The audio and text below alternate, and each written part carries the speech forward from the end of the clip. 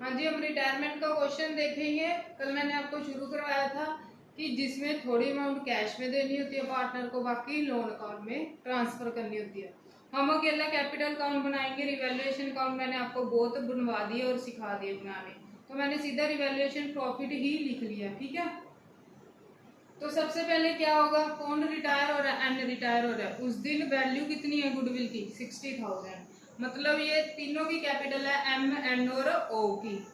बीच में से एन का शेयर कितना है, 60,000 है। एन का शेयर कितना है, 2/6।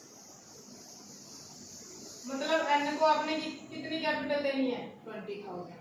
ये मैंने आपको सिखाया था, जैसे एन जा रहा है बीच में से, तो नई रेशियो क्या रहेगी, 3:1। ये बीच में से कट होगी। ठीक है, तो ये कौन सी रेशियो में देंगे, वो गेनिंग रेशियो में। पहले गेनिंग रेशियो निकाल लो एम की।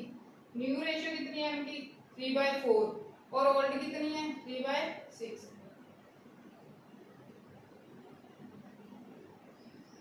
ऐसी ओ की निकाल लो, नई कितनी है 1/4, पुरानी कितनी है 1/6। तो ये कितनी आ गई, 3:1 ही आ गई। ठीक है, गेनिंग रेशियो कितनी आ गई, 3:1 ही आ गई। तो इस रेशियो में ये 20,000 इसको देंगे। तो एंट्री क्या होती थी, M's capital account debit, O's capital account debit to M's capital account. 20,000 को 3:1 में बांटो, कितना आएगा, ये आएगा 15,000 एम देगा, और 5,000 कौन देगा, ओ देगा। किसको देंगे, दोनों एन को। जर्नल एंट्री तो हमें आती है बनानी, अब हम देखेंगे। ये आप नोटबुक में उतार लो साइड पे कि ये कैपिटल अकाउंट में इसका ट्रीटमेंट कैसे होगा।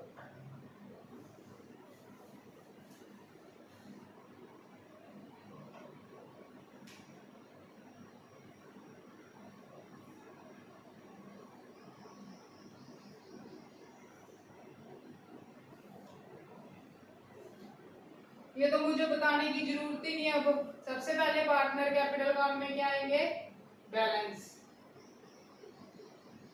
Bye balance BD 450, 3 lakh, 1,50,000। ठीक है, इधर और कुछ नहीं था लाइबिलिटीज में जो बांटना, ना ही एसेट साइड था। रिवैल्यूएशन प्रॉफिट कितना है, 30,000। तीनों को ही बांटेंगे क्योंकि वो जा रहा है, तो अपना सारा इनकम एक्सपेंस हिसाब किताब करके जाएगा। तो प्रॉफिट में उसका भी हिस्सा, तो कौन सी रेशियो में बांटेंगे, 3:1 में बांटेंगे।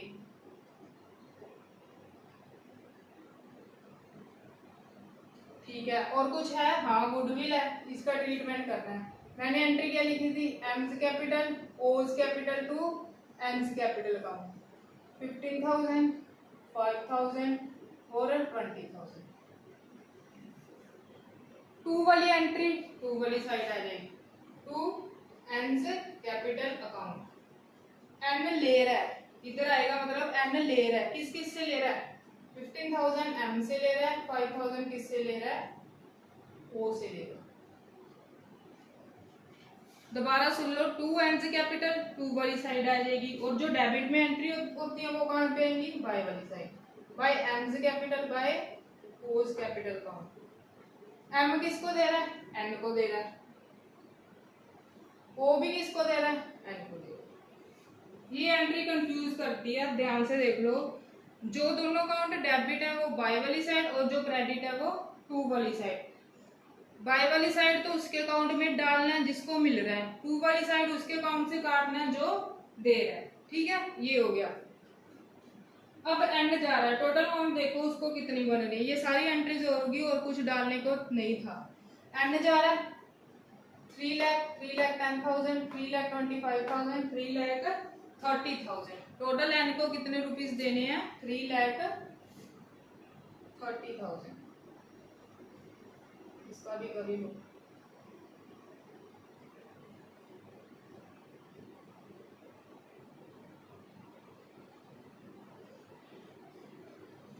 तो एन को टोटल रुपीस देने हैं 3,30,000। अब ये देखो क्या लिखा हुआ है, इट इज डिसाइडेड टू पे 50,000 इन कैश।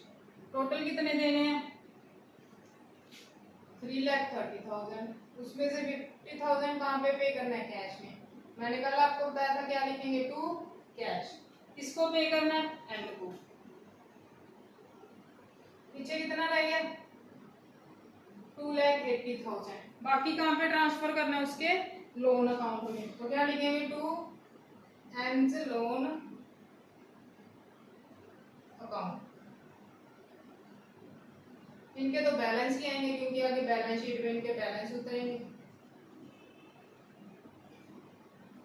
कितना आएगा इसका? इसका 450 बन जाएगा, इसका 150 बन जाएगा, टोटल। तो यही नया पॉइंट था जो मैंने आपको बताना था कि जब आधा कैश में पे कर दिया, बाकी कहाँ पे कर दिया? लोन अकाउंट में पे कर दिया। अब आगे बैलेंस शीट में ये चीज तो खत्म ही हो जाएगी। ये अपनी लायबिलिटी साइड नहीं लिखना है, ये हम कैश में से लेस कर देंगे। मान लो आपको ऊपर बैलेंस शीट में कैश दिया हुआ है 1,00,000, 50,000 तो वो ले ही गया ना, तो हमारे पास कैश कितना रह गया? 50।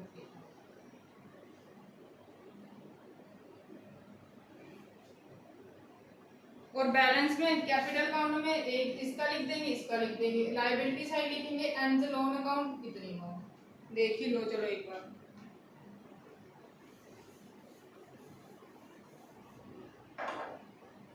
जब नई बैलेंस शीट बनाएंगे, कैपिटल अकाउंट के बैलेंस अब किस किस के रह गए? एम और ओ के। 450, 150। एंड का तो क्या रह गया? लोन अकाउंट रह गया कि उसको भी इतना पैसा देना है, तो ये भी तो भी लायबिलिटी है। अगर कोई क्रेडिटर्स पड़े हुए ऊपर वो लिख दो, चाहिए यहाँ पे मैंने लिखे हैं। एसेट साइड तो एज इट इज आ जाएगी, सिर्फ कैश में होगा। वो मैंने आपको बता दिया कि अगर ऊपर कैश दिया हुआ था 1,00,000, तो अब 1,00,000 में से 50,000 तो पे कर ही दिया, तो यहाँ पे शो कर देना कितना रह गया। इस चैप्टर का इम्पोर्टेंट टॉपिक होता है लोन अकाउंट, वो हम नेक्स्ट वीडियो में करेंगे। पर उससे पहले आपको कैपिटल अकाउंट अच्छे से बनाना आना चाहिए ताकि आप लोन अकाउंट बना सको। अगर कैपिटल अकाउंट में हमारी अमाउंट सही निकलेगी कि हमने लोन अकाउंट में कितना ट्रांसफर करना है, तभी लोन अकाउंट बन पाएगा। फिर एक टॉपिक रह जाएगा कैपिटल एडजस्टमेंट। बाकी ऑलमोस्ट ये एडमिशन की तरह ही है कि रिवैल्यूएशन अकाउंट बनाना है, बैलेंस शीट बनानी है और पार्टनर्स कैपिटल अकाउंट। और आप प्लीज़ ज़्यादा से ज़्यादा लाइक, शेयर और सब्सक्राइब जरूर करते रहिए ताकि दूसरे बच्चों की भी हेल्प हो जाए और मेरे को भी मोटिवेशन मिले कि हाँ मुझे ज़्यादा से ज़्यादा बच्चे फॉलो कर रहे हैं। Thank you.